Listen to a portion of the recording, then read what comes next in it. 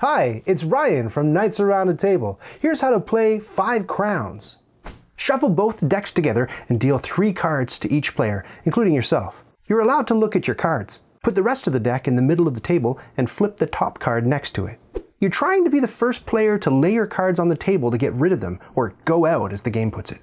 Once you do that, everyone else has to score all the cards they got stuck with. After 11 rounds, whoever has the lowest score wins. The catch is that in order to lay your cards on the table, you have to put your whole hand down at once. And you're not allowed to do that unless your cards obey certain rules. Your cards have to be configured in books and/or runs. A book is just 3 or more cards with the same value on them. So these 3 sixes are a book. These 3 jacks are a book. A run is 3 or more cards with the same suit in a sequence. 3, 4, 5 of diamonds is a run. 7, 8, 9, 10 of spades is a run. 5, 6, 7 of whatever is not a run because the suits are all mixed up. They need to be the same. And just like regular playing cards, 5 crowns cards go in this order: 3 through 10, and then Jack, which is lower than Queen, which is lower than King.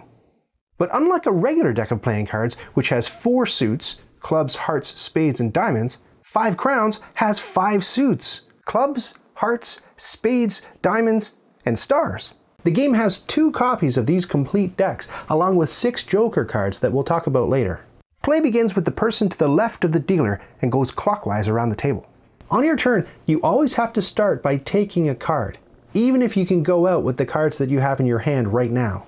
You can choose either the face-up card or the card on top of the draw deck. You're not allowed to dig through the face-up stack. If you choose to take from there, you have to grab the card that's on top. Then you have to discard a card to the discard pile so that you always have 3 cards. And now it's the next player's turn, going clockwise.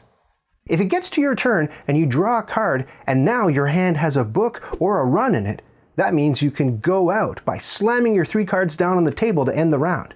Chuck your 4th card in the discard pile. Everyone else gets 1 more turn to finish the round. If any other player gets a book or a run, they can slam their 3 cards down too and chuck the 4th card in the discard pile.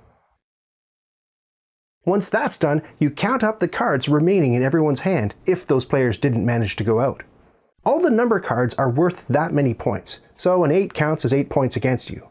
Jacks are worth 11 points. Queens are worth 12, and if you hung on to any kings, they're worth 13 big points. Add it all up on a piece of paper or a bill envelope for that utility charge you keep meaning to pay, and then start the next round with the person to the left of the dealer becoming the new dealer. That player scoops up all the cards in the game, shuffles them, and deals out 1 extra card to everyone. So in the next round, you get 4 cards. In the round after that, you get 5 cards, and so on, until you finish the final round where everyone gets a huge hand of 13 cards. In those higher rounds, when you've got a big mitt full of cards, you don't have to have 1 gigantic run or a single book. You can go out as long as your entire hand is a combination of runs and books. So you could have a run here, and a book here, and another book here, and another run here, for example. Just remember that you need at least 3 cards in a run or a book. So this hand doesn't count as complete. This run is too small with only 2 cards in it. If you've got it, slam down your hand to go out, discard the extra card, and watch everyone else absolutely panic as they finish out the round. On their turns, those panicking players can lay down part of their hands by playing as many books or runs as they can make, and then discarding 1 card. But after that, any cards that don't fit into a book or run count against their score when the round is over. If the draw deck ever runs out, we'll just shuffle the discard pile to form a new draw deck. The last thing to know about the game is that jokers are wild. They can stand in for any other card. So if you had this hand and you drew a joker, you could make a 6, 7, 8 run with the joker standing in for the 8. Slam down your hand, discard the extra card, and watch everyone else sweat. Or later in the game, maybe you've got this going on. Here's a book with 2 jokers standing in for your 5s. You draw a card at the beginning of your turn, and, well, it's another joker. Aren't you lucky? Now you have a 10 Jack Queen run with the joker standing in for the Jack. Slam your hand down and discard this 4 to go out. Jokers are very valuable, but you don't want to get stuck holding them. At the end of the round, any joker in your hand counts as 50 points against you.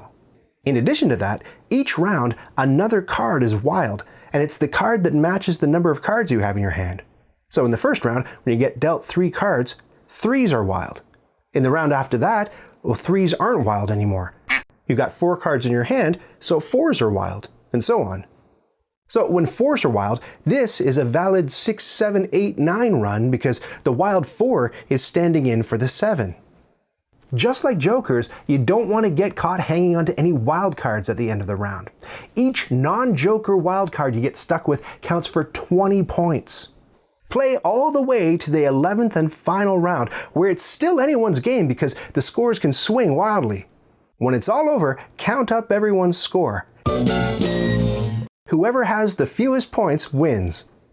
And now you're ready to play 5 crowns.